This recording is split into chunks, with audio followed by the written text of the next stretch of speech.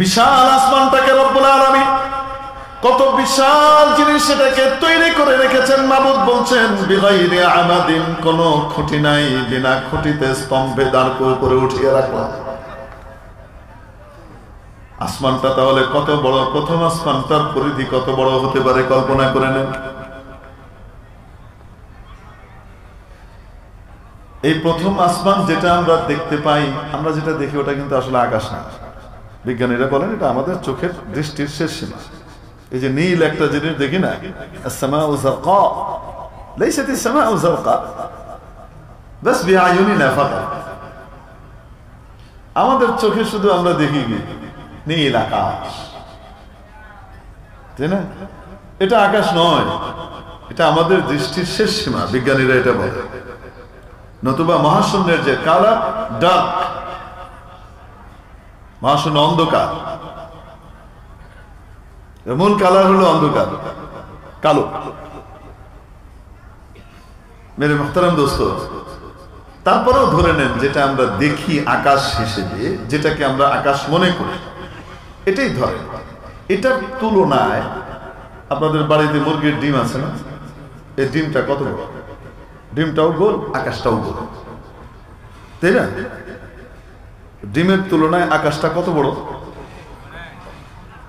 100 গুণ বড় তো নিশ্চয়, 1000 গুণ, 1 লক্ষ গুণ বড়। কোন হিসাবে দুনিয়ার সমস্ত সুপার কম্পিউটার মিলে ওই গুণটা দেখাইতে পারবে না কত বড়, ঠিক কিনা? এটা ডিমের তুলনায় প্রথম আসমান যেটা আমরা দেখি এটা যত বড় না, এবং আকাশের তুলনায় একটা ডিম যতটুকু ছোট, প্রথম আসমানের তুলনায় দ্বিতীয় আসমানটা যেটা তারও উপরে বেষ্টন করে আছে ওইটা ওই রকম বড়। দ্বিতীয় আসমানের তুলনায় প্রথম আসমানটা একটা পেঁয়াজের মতো, একটা ডিমের মতো। দ্বিতীয় আসমানের উপরে তৃতীয় আসমান, সেটা এত বড়, এত বড়, এত বড়, ওইটার তুলনায় দ্বিতীয় আসমানটা একটা ডিমের মতো। এইভাবে বাড়তে বাড়তে বাড়তে বাড়তে সপ্তম আসমান, সুবহানাল্লাহ, কল্পনা করেন তাহলে সপ্তম আসমানটা কত বড়। এই বিশাল সৃষ্টিটা কার? আরো আসতে কার? আল্লাহু আকবার, আল্লাহু আকবার। কত বিশাল সৃষ্টি আল্লাহ পাকের। এত বড় সৃষ্টি হওয়ার পরেও রব্বুল আলামিন ওটাকে তৈরি করার জন্য নিজের কুদরতি হাত ব্যবহার করেন নাই, টাচও করেন নাই, শুধু আদেশ দিয়েছেন হও, হয়ে গেছে। ইন্নামা আমরুহু ইযা আরাদা শাইআন আন ইয়াকুলা লাহু কুন ফায়াকুন।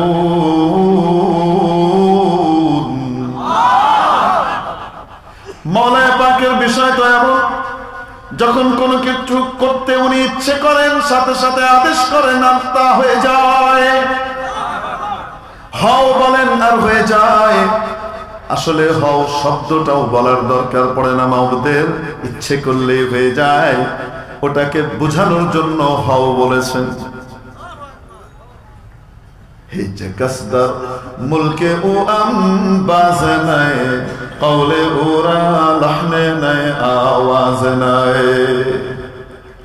হিজ কসদর মুলকে ও আম্বাজ নাই, কওলে ওরা লহনে নাই, আওয়াজ নাই। মাবুদের কোন বাণী পৌঁছানোর জন্য কোন শব্দ লাগে না, কোন আওয়াজ লাগে না, কোন অক্ষরের মুখাপেক্ষী মাবুদকে হতে হয় না। মানুষের বা অন্য কারো কেউ কথা বোঝানোর জন্য অক্ষর লাগে, শব্দ লাগে, ঠিক আছে? মাবুদের তা লাগে না। আমাদেরকে বোঝাবার জন্য শুধু কোন শব্দটা বলা হয়েছে। এই বিশাল সৃষ্টি আসমান, জমিন এবং জমিনে যা কিছু আছে, আসমান এবং তার নিচে উপরে যা কিছু আছে, এই সব কিছুকে সৃষ্টি করার সময় মাবুদ নিজের কুদরতি হাত ব্যবহার করেন নাই। কিন্তু যখন একটা সৃষ্টিকে মাওলা বানালেন, এক মাখলুককে যখন তৈরি করতে গেলেন, রব্বুল আলামিন সেই মাখলুককে নিজের কুদরতি হাতের ছোঁয়ায় তৈরি করলেন। খালাকাহুল্লাহু বিয়াদিহি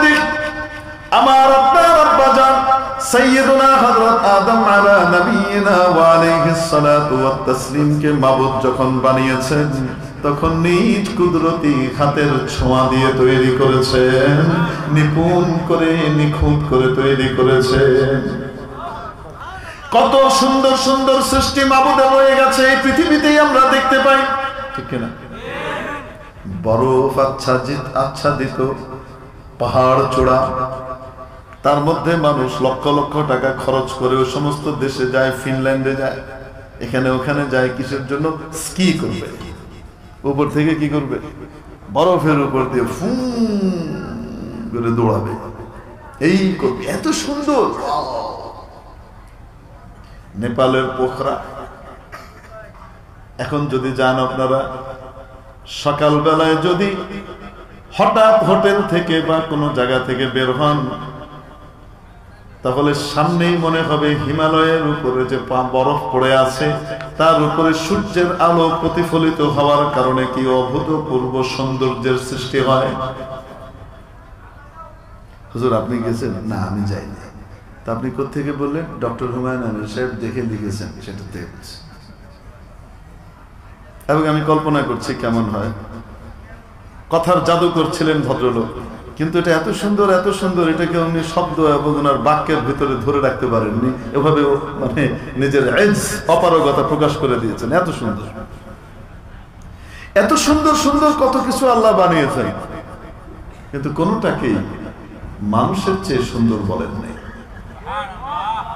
চারটা বস্তুর কসম খেয়ে বলেছেন, লাকাদ খালাকনাল ইনসানা ফি আহসানি তাকওয়িম, নিশ্চয় আমি মানুষকে সবচেয়ে সুন্দর অবয়ব কাঠামো আর স্ট্রাকচার দিয়ে তৈরি করেছি।